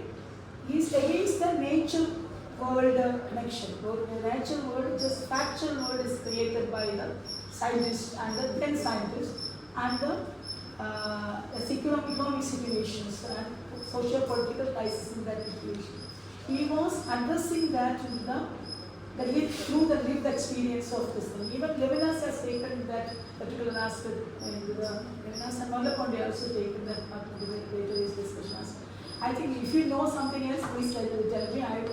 This is what I can tell you. Anybody, I am open. Actually, I had just read a statement that he criticized modern science. Yes, that's what I said. He criticized modern science not taking into account the life world. That's what I said.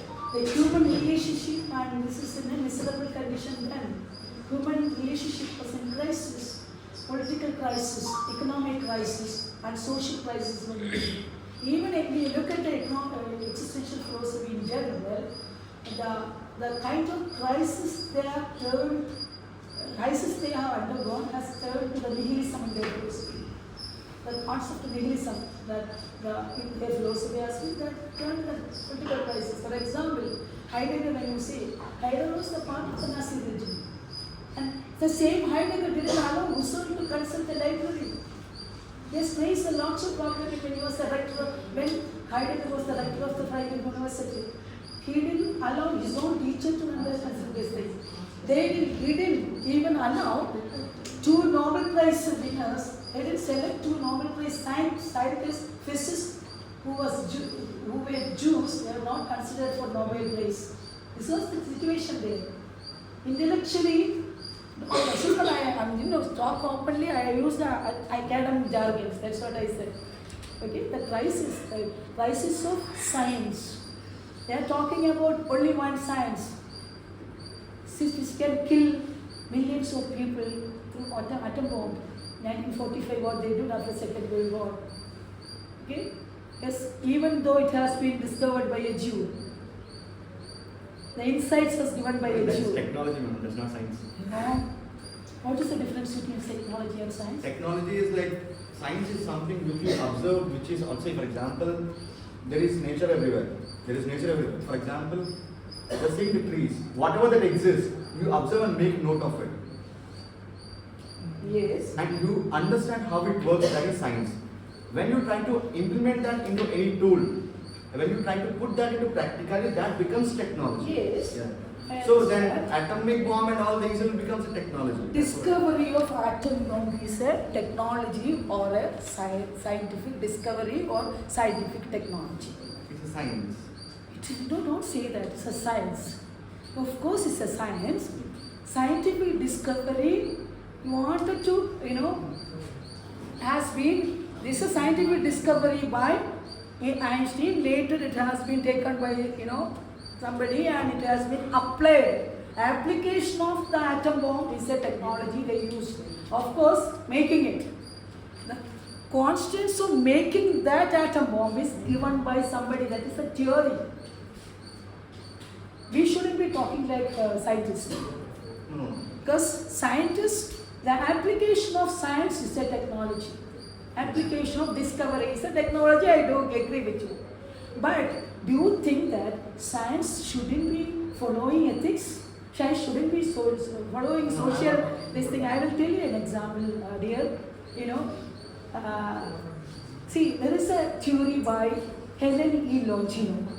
He is a professor of philosophy of science, living legend in Stanford University.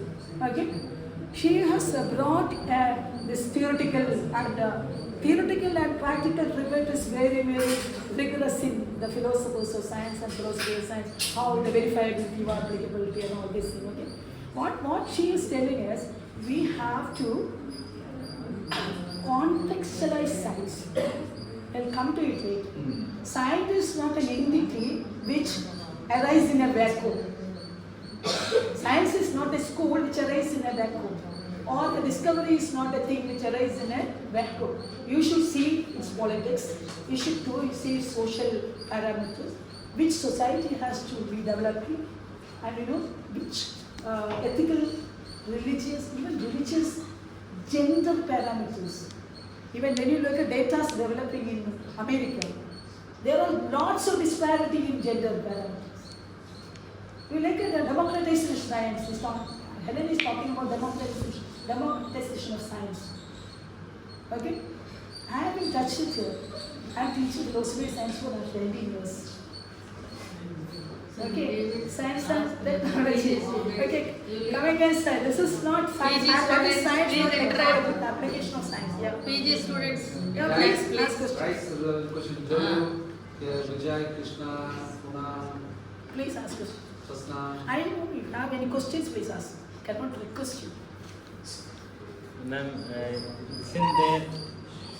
is there a clear difference between the phenomenological method we use in research things, and is there a difference when it comes to like real life lived experience? Real life lived experiences we are reflecting in the phenomenological method. That's what I could say. I have done a project for surrogacy in India. Surrogacy in Tamil Nadu. Madagatai, you know that. Okay, surrogacy in Tamil Nadu, that is ethical, medical and legal implications of surrogacy in Tamil Nadu. That is funded by an American organization. $10,000 they given to me. Long time back, 5 years back. Okay? See, I used the phenomenological method. What you mentioned, this is not phenomenological method here means I can have a very well, I have almost 40 books I collected on surrogacy. I have joined hands with a zoology person in order to know the medical aspect of it. I have joined hands with a Supreme High Court lawyer for a legal aspect of it. So I can, here phenomenon is subjective experience, what you are talking about, third person perspective I am talking. Legal expert can give a proper explanation from the legal point of view than me. Medical and anatomist can give what will be the endocrinological changes the surrogate mother is undergoing through her anatomist only. I have joined hands with an anatomist. She can give better than me. I can also present through referring books, but that may not be as accurate as my understanding, because terminologies may not be the right way I understand. As Derrida said, every understanding is interpretation. Okay? Apart from this, surrogate mother. What will you do with the surrogate mother? Because that time, 2008, India became a place for commercial surrogacy, has been legalized in India, 2008. 2016, Modi government wanted to regulate the commercial surrogacy in India. Okay? Then only I had a international conference here. In MCC, I organized an international conference of surrogacy. Okay? Coming back to surrogacy, how will you get surrogate mothers? How can I understand emotional side of a surrogate? I can write, the theoretically. Depends looking at this thing. Books and data is available. Everywhere it is available. But that is according to Husserl, you are bracketing out. When you first person point, even I am not, even the zoologist is not capable of interpreting data of a surrogate mother, her real lived experience. She has to. Then I prepared a questionnaire, 25 questionnaire has been prepared.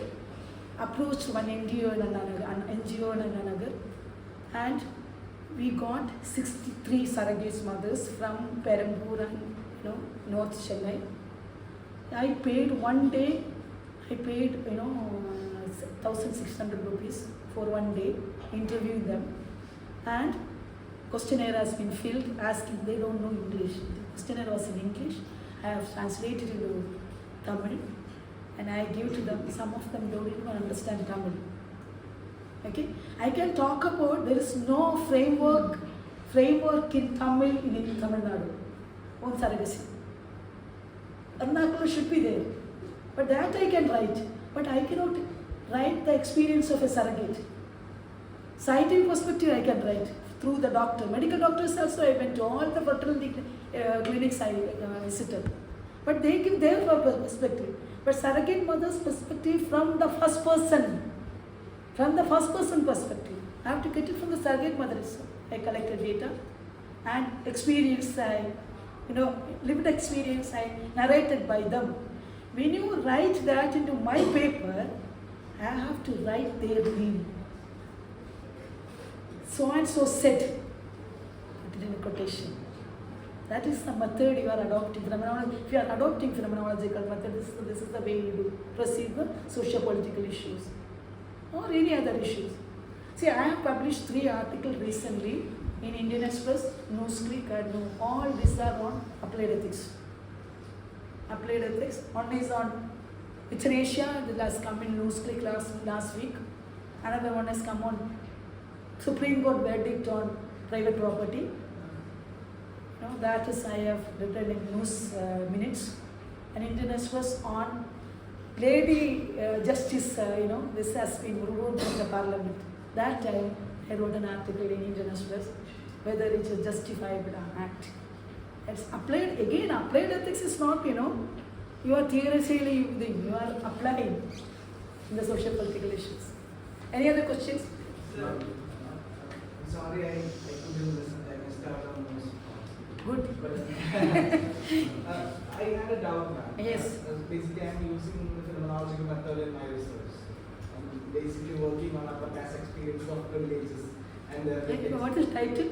I have not confirmed the title yet. Okay. But I'm basically Not started. I'm basically working on conservative movements and upper class experience, which experience of privileges and all.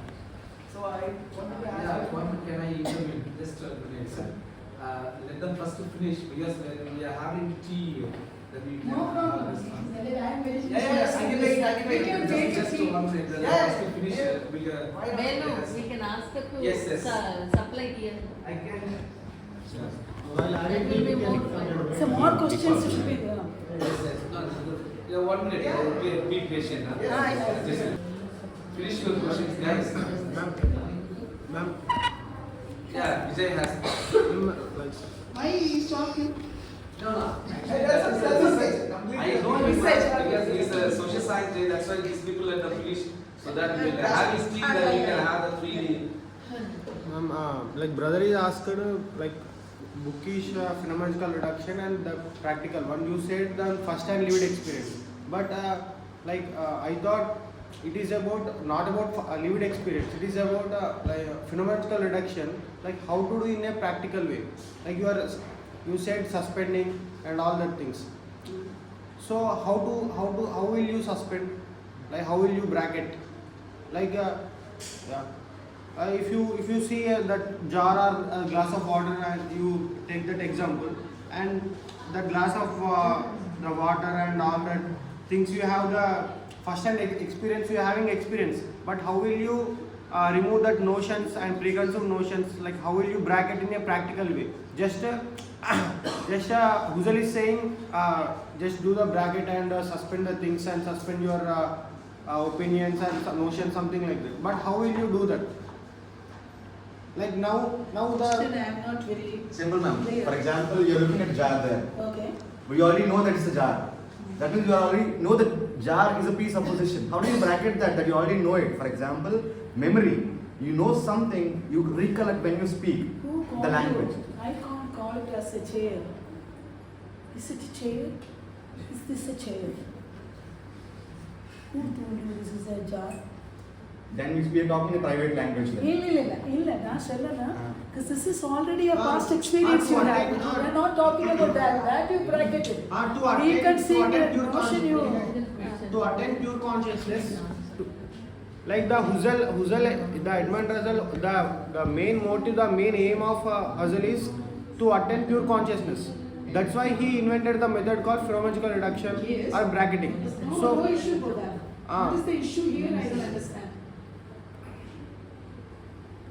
Can anybody? I am not telling about an issue. I think ma'am, he's trying to ask like presuppositionless observation. That's what I said. No, it's very difficult to achieve. Like, is it even possible? I do agree with you. That part I do. There should be a preconcept. Thank you. Because that's a. Ma'am, do you understand my question? Yeah. Now I understood. That's what I am telling you. I do agree with you.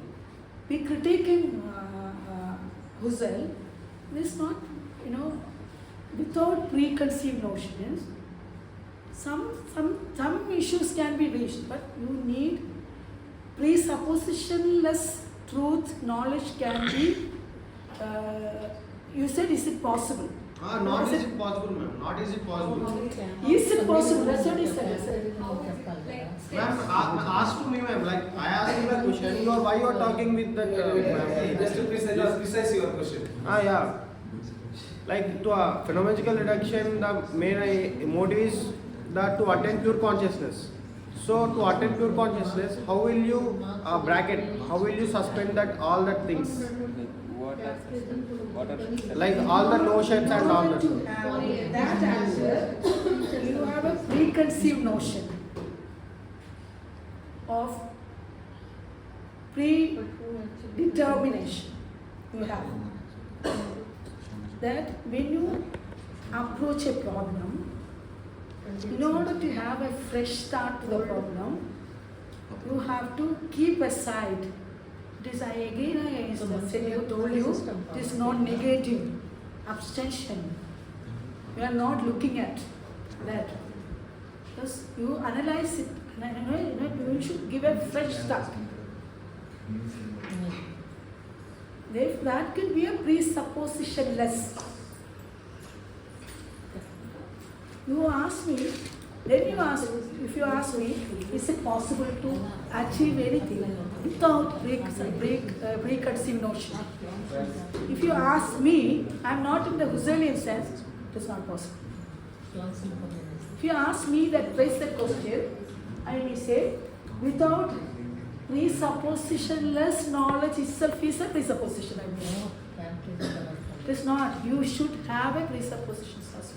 If you ask me, in the Husserlian sense, it's not possible. You bracket everything. But if you ask me, if a question is raised to me, it is not possible without presuppositions. So you are not using practically the phenomenological reduction in your life. I am not saying. I am telling that practically I cannot buy Husserlian argument of bracketing. Am I clear now? I cannot accept. Practically, I cannot accept if you ask me. Okay? This reducing everything. You need that for the further research. You may find the anomalies in the particular research. You rectify the anomalies of the research going to the new one. That's what I say. You take the positive inputs from the existing research, entering into a new, in a Marxian sense.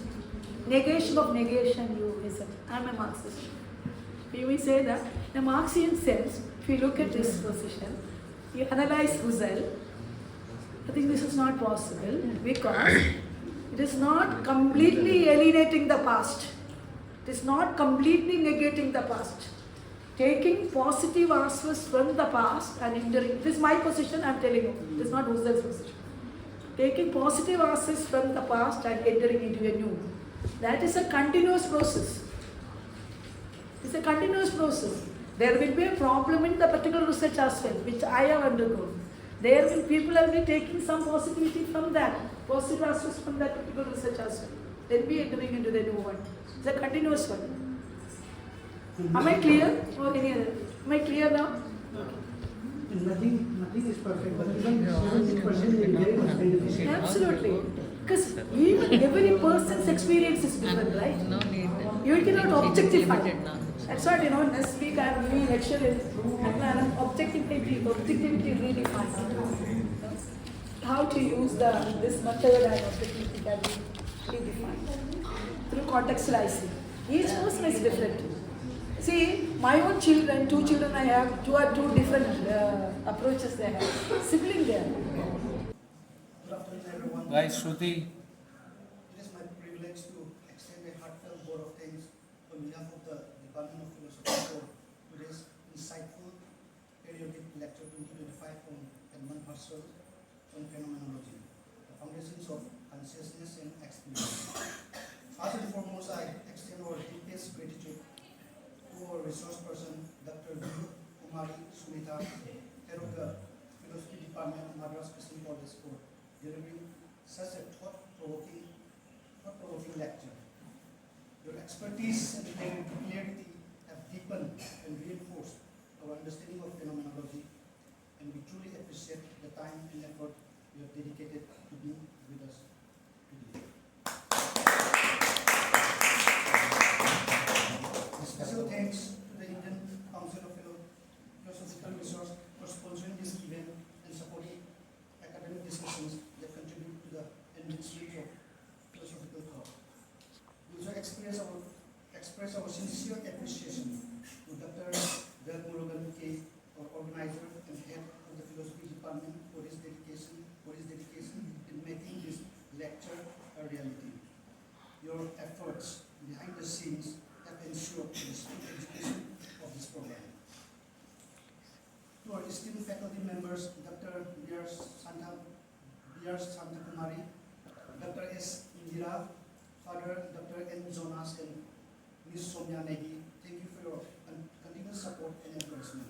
Your guidance is invaluable to both students and the department. We also wish to extend our appreciation to the students who arranged the chairs, handled the decorations, set up the podium, and ensured everything was in place. Finally, all our students, scholars, and guests, thank you for your enthusiastic participation. Your presence and engagement made this lecture a meaningful exchange of ideas. As we conclude, let us carry forward to these insights and continue exploring the depths of philosophical thought. Once again, thank you all, and we look forward to more such enlightening discussions in the future. Thank you.